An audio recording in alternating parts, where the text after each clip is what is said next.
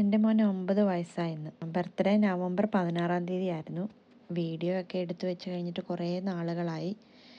പിന്നെ ജോലി തിരക്ക് കാരണം എഡിറ്റ് ചെയ്യാനും അപ്ലോഡ് ചെയ്യാനും ഉള്ള ഒന്നൊരു സമയം കിട്ടുന്നില്ലായിരുന്നു. അവനുണ്ടല്ലോ, ബർത്ത്ഡേ ആയിക്കഴിഞ്ഞാൽ കാർഡിൽ നിറച്ചും എന്തെങ്കിലുമൊക്കെ എഴുതി കൊടുക്കുന്നത് വളരെ ഇഷ്ടമാണ്. രാവിലെ ബർത്ത്ഡേയുടെ അന്ന് അത് എഴുന്നേറ്റിരുന്ന് വായിച്ച് നമ്മളെ കെട്ടിപ്പിടിച്ചൊരു ഉമ്മയൊക്കെ തരും. അപ്പം ഞാൻ തലേന്ന് രാത്രി ഇരുന്ന് ആലോചിച്ചു, എന്നാ എഴുതിയാലാ.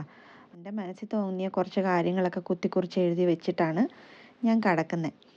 ആൾ വെളുപ്പിനെ തന്നെ എഴുന്നേറ്റു. എക്സൈറ്റ്മെൻറ്റ് കാരണം കക്ഷിക്ക് ഉറക്കം വരുന്നില്ലായിരുന്നു. അങ്ങനെ ഗിഫ്റ്റൊക്കെ പൊട്ടിച്ച് കഴിഞ്ഞ് കാർഡൊക്കെ വായിച്ച് എന്നെ കെട്ടിപ്പിടിച്ചൊരു ഉമ്മയൊക്കെ തന്ന്, എത്ര ഗിഫ്റ്റ് കിട്ടിയാലും ഈ കാർഡിൽ എഴുതിയിരിക്കുന്ന വാക്കുകളുടെ അത്രയും വരുമോ എത്ര ഗിഫ്റ്റും എന്നൊക്കെ വലിയൊരു ഡയലോഗൊക്കെ അടിച്ച് എന്നെ സോപ്പിട്ടിട്ട് ആൾ കിട്ടിയ ഗിഫ്റ്റൊക്കെ കളിപ്പാട്ടങ്ങളൊക്കെ ആയിട്ട് കളിക്കാനായിട്ട് അങ്ങ് പോയി. ഞാൻ നേരെ അടുക്കളയിലേക്കും കയറി. ഹസ്ബൻഡിന് ഡ്യൂട്ടിയുണ്ട്, വൈകിട്ടേ വരത്തുള്ളൂ. അപ്പോൾ ഇന്ന് അടുക്കള ഭരണം മുഴുവൻ എൻ്റെ കയ്യിലാണേ. ഞാനപ്പോൾ ആലോചിച്ചു, എല്ലാവർക്കും ഇഷ്ടമുള്ള എന്തെങ്കിലുമൊക്കെ ഉണ്ടാക്കാം. അങ്ങനെ ചിക്കൻ കട്ട്ലേറ്റും മീൻ കറിയും ചിക്കൻ ഫ്രൈ അതായത് ചിക്കൻ 65 എന്ന് വേണമെങ്കിൽ പറയാം. ഇതെല്ലാം ഞാൻ യൂട്യൂബിൽ നോക്കി ഉണ്ടാക്കിയ റെസിപ്പീസാണ്. ഞാൻ അത്ര വലിയ കുക്കൊന്നുമല്ല. ചിക്കൻ 65 ലക്ഷ്മി നായരുടെ ചിക്കൻ ഫ്രൈഡ് റെസിപ്പിയാണ്. പിന്നെ ഫിഷ് കറി രേഖാസ് അടുക്കള എന്ന് പറയുന്ന രേഖ ചേച്ചിയുടെ ഫിഷ് കറിയുടെ റെസിപ്പിയാണ്.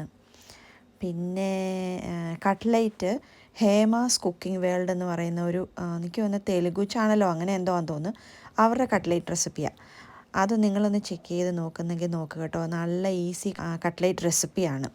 എനിക്കാണെങ്കിലുണ്ടല്ലോ ഒത്തിരി സമയം വേണം കുക്ക് ചെയ്യാനായിട്ട്.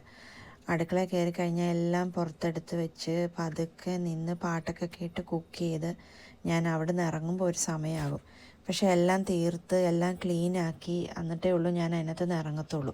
ഇതിൻ്റെ ഇടയിൽ ഞാനും പിള്ളേരും അങ്ങോട്ടും ഇങ്ങോട്ടും ചില ചെറിയ കശപിശകളൊക്കെ ഉണ്ടാകാറുമുണ്ട്.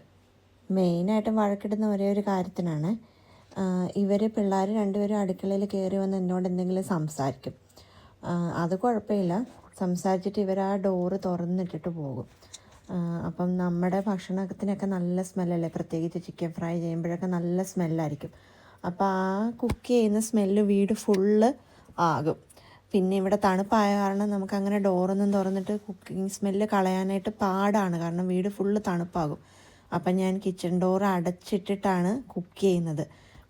വേറെ ബെഡ്റൂമിലോട്ടൊന്ന് സ്മെല്ലായി ജാക്കറ്റയിലൊന്ന് സ്മെല്ലാകണ്ടല്ലോ എന്ന് ഓർത്തിട്ട്. അങ്ങനെ എല്ലാ കൂട്ടവും ഉണ്ടാക്കി ഞാൻ അടുക്കള അടച്ചു.